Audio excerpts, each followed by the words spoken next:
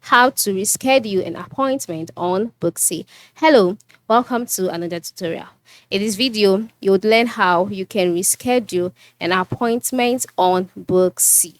So, Booksy is an application where you can make appointments for hair, for barbers, for nails, and also for your skincare.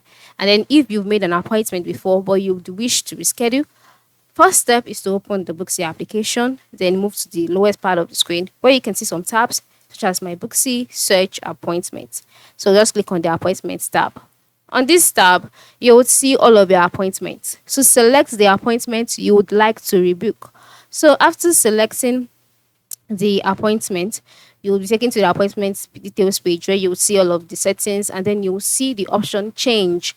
So click on the change button to choose a new time frame, and then after clicking on the change button, you'll be asked to enter in a new time frame and all of that. Click on it, and then if there is anything attached to that change, it will be displayed to you. If it is okay by you, you can go ahead. If not, you might just have to cancel the appointment totally.